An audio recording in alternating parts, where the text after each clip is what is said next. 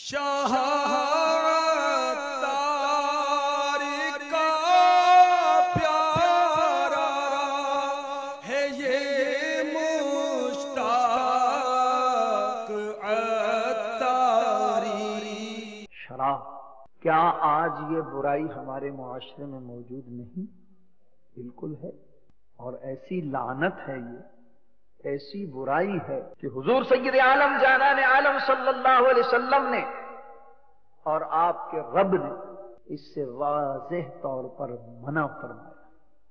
جس کی حرمت کا حکم، جس کے حرام ہونے کا حکم قرآن سے ثابت، حدیث سے ثابت، اور اس کو ام الخبائث کہا گیا ہے، خباثتوں کی ماں۔ کیا؟ شراب۔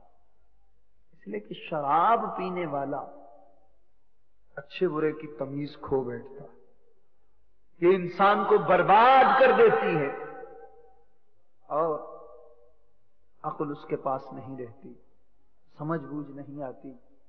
شراب کے نشے کا عادی اس قدر ذلیل و رسوا ہو جاتا ہے کہ والعیاذ باللہ،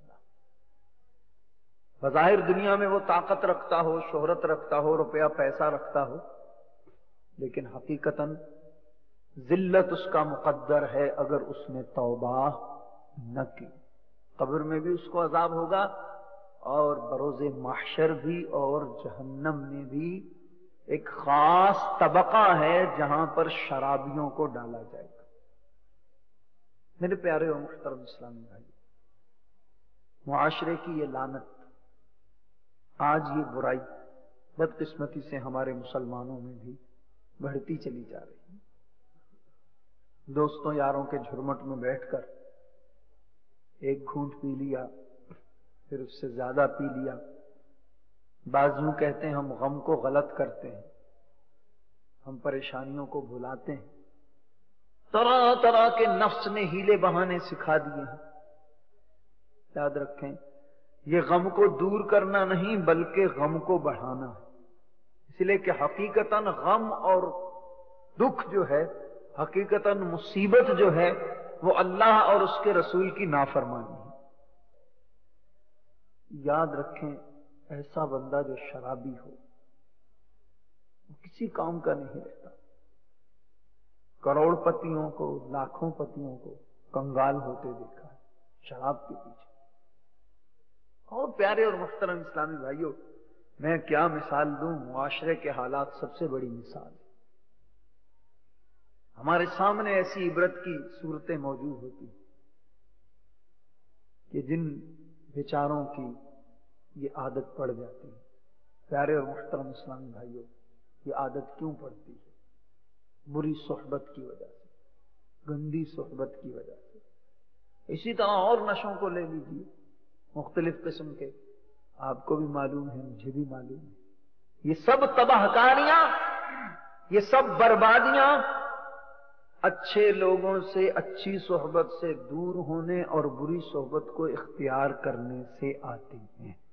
اللہ تعالی ہمیں ایسی تمام برائیوں سے بچائے۔ تو ایسا اگر کوئی اسلامی بھائی سن رہا ہو کہ جس کو یہ بری عادت ہو شراب کی یا دوسرے نشے کی، اس کی بارگاہ میں ہاتھ جوڑ کر عرض ہے کہ خدا را اپنی اس عادت کو بدلو، چھوڑ دو اس چیز کو کہ جو اللہ اور اس کے رسول کی نافرمانی ہے، کیونکہ اس میں کامیابی نہیں، خسارہ ہی خسارہ ہے۔ دنیا کا بھی خسارہ ہے اور آخرت کا بھی خسارہ ہے۔ اگر خدا نخواستہ اسی حالت میں انتقال ہو گیا، کتنے ایسے اخبارات میں واقعات ہیں کہ شراب کی حالت میں ایک شخص بدمست تھا، گٹر میں گر گیا، وہاں مر گیا، گاڑی سے ٹکرا گیا، وہاں مر گیا۔ پھر وقت کا کیا پتا، ضروری تھوڑی گٹر میں گر کے، گاڑی سے ٹکرا کے، ایکسیڈنٹ سے، کسی کی گولی سے موت آئے، ویسے بھی تو آ سکتی۔ بعضوں کو کثرت نوشی کی وجہ سے موت آ گئی، کیا بنے گا؟ یہ کمزور و ناتوان جسم جو آج ذرا سی تکلیف برداشت نہیں کر سکتا، اگر رب تعالیٰ ناراض ہو گیا اور ایسے گناہوں کے سبب جہنم میں ڈال دیا گیا تو پھر کیا بنے گا؟ صلو علی الحبیب صلی اللہ تعالی علی محمد۔ محمد۔ مجھے اپنی اور ساری دنیا کے لوگوں کی اصلاح کی کوشش کرنی ہے۔